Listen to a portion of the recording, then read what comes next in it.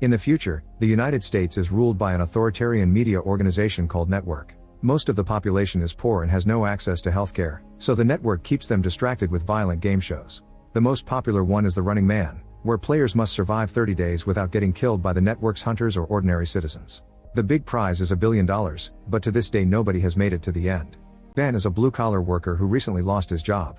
Since he was involved in union activism, he was blacklisted too, and now nobody will hire him. His daughter Kathy is sick and Ben desperately needs money to buy medicine. He announces that he'll bring the money home by participating in a game show, although Sheila doesn't like it because players always get severely hurt.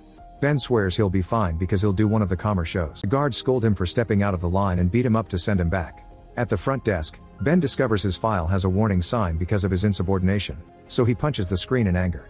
Ben, Tim, and Jenny get red jumpsuits with targets on their backs, meaning they're joining the Running Man. Nobby starts lying to the crowd, saying that Ben used to work for the Defense Network security but got caught selling top-secret information. Ben tries to deny it, but Bobby ignores him, because the world believes the Running Man is a chance to punish criminals and they don't know that players are actually desperate people. When Bobby asks Ben for his last words, Ben insults him in the audience, and promises to survive to burn this building down. Ben just gets out of the car and starts running. Eventually he makes it to an abandoned building where he meets his old friend Molly, who manufactures things for the black market. Molly puts all his things in a suitcase to make him look like a businessman and tells him to stay out of the slums because his own people will sell him for the money. He buys a ticket to New York and gets on a train right before the bracelet announces that the hunt begins.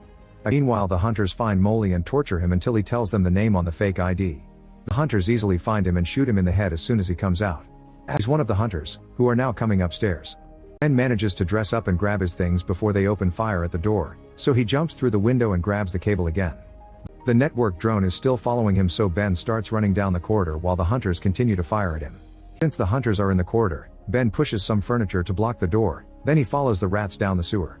The flames go down the tunnel too, so Ben has to fall into the sewer water to save himself while the whole building blows up. Brad's family has a sick kid as well, but Brad doesn't want money for helping Ben because he's an anti-network rebel. A furious Ben makes a video telling the public about these atrocities and says that the government is killing their children. Brad and Stacy are still determined to help, so they hide Ben in the trunk of their car and drive off.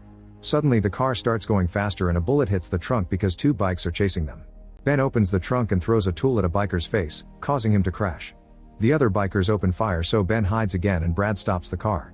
The bikers can't stop in time and they crash into the car, so Brad quickly runs over both of them to take them out. Afterward, Brad drops Ben off outside town and gives him a gun plus a card with the address of his friend Elton.